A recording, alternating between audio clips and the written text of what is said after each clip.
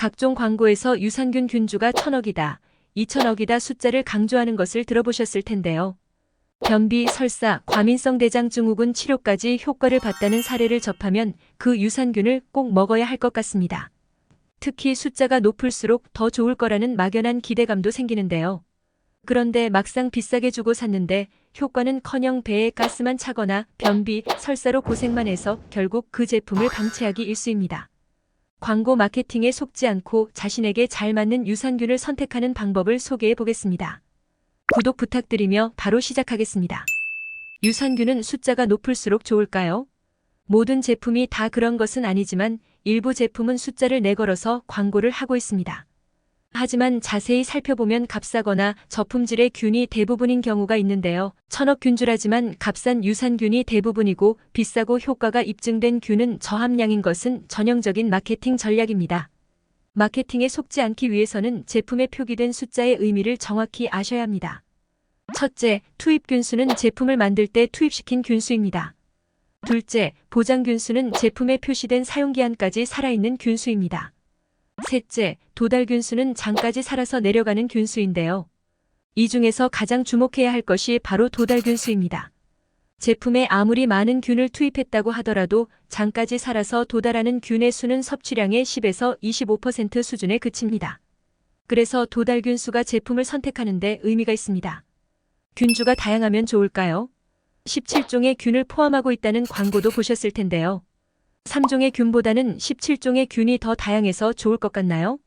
다양한 균주보다는 양질의 균이 얼마나 많이 들어갔는지를 확인하는 게 훨씬 중요합니다. 각각의 균이 얼마나 들어갔는지 비율은 제품의 상세 표지를 보면 확인 가능합니다. 다다익선일 수도 있지만 균주가 많다 보면 나에게 잘 맞지 않는 균이 있을 확률이 높습니다. 장에 새로 투입된 균들이 기존 균들과 조화를 이루어 긍정적인 반응을 보일지는 확신할 수 없습니다. 애초 장 건강이 좋지 않다면 맞지 않는 균으로 인해 복부팽만, 가스, 변비 등의 부작용을 일으킬 확률이 오히려 높습니다. 유산균을 처음 드시는 분들이라면 균종이 적은 제품부터 시작해 보시길 추천드립니다. 좋은 균주를 판별하는 방법이 있을까요? 가장 좋은 방법은 본인이 직접 섭취하는 것밖에는 없습니다.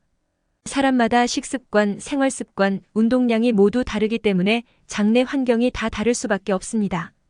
또한 스트레스를 더 받는 사람, 덜 받는 사람 등 정서적인 부분도 다르기 때문에 모두에게 좋은 제품은 없습니다. 이런 이유로 가족, 주변 지인이 제품을 추천해줘도 효과를 보지 못하는 것입니다.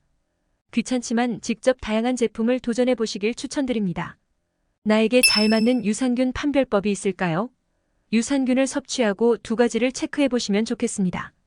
첫째는 섭취 후 배변 활동이 원활해졌는가? 둘째는 장내 가스가 줄었는가? 이런 증상이 개선되었다면 본인에게 잘 맞는 제품이기 때문에 꾸준히 복용하시면 됩니다. 반대로 배변 활동이 힘들어지고 가스가 더 많이 발생한다면 장내 환경에 맞지 않는 균주가 포함이 되었을 수 있습니다. 이때 브리스톨 스케일을 참고해 보시면 좋습니다. 자신의 대변의 모양, 색깔을 보면서 장 건강을 파악할 수 있는 분류법인데요. 화장실을 갔을 때 대변이 얼마나 건강하지 체크하시면 됩니다. 설사, 변비는 없는지, 그 빈도가 줄었는지 체크해보면 드시는 유산균이 잘 맞는지 파악할 수 있습니다. 이런 이유로 유산균을 고를 때 마케팅에 현혹될 필요가 없다고 말씀드렸는데요. 그런데 프로바이오틱스의 효능은 얼마나 입증되었을까요? 일부 제품의 광고처럼 국제적으로 효능이 입증된 게 사실일까요? 세계보건기구에서 인정한 프로바이오틱스라고 광고하는 제품도 있는데요.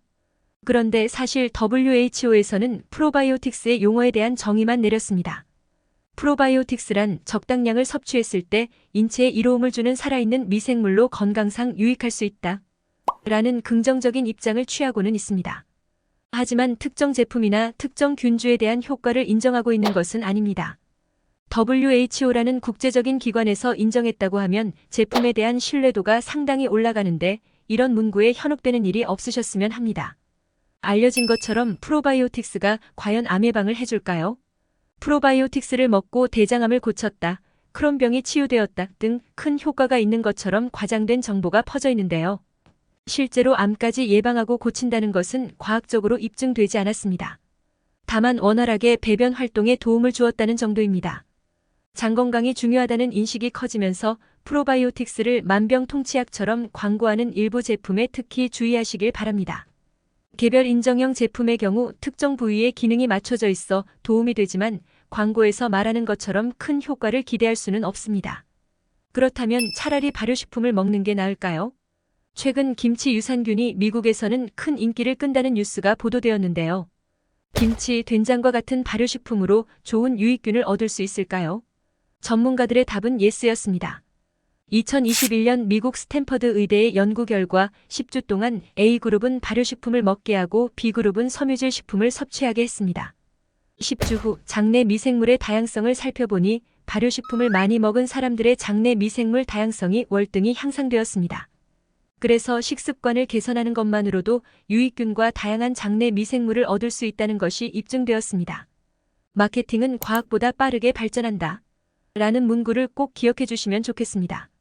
과장된 문구에 현혹되지 말고 내 몸에 꼭 맞는 유산균 제품을 발견하시길 바랍니다. 오늘 준비한 영상은 여기까지입니다. 영상이 도움되셨다면 구독, 좋아요를 눌러주시고 소중한 분께 이 영상을 공유해주세요. 더욱 유익한 영상으로 다시 찾아뵙겠습니다. 오늘도 건강하세요.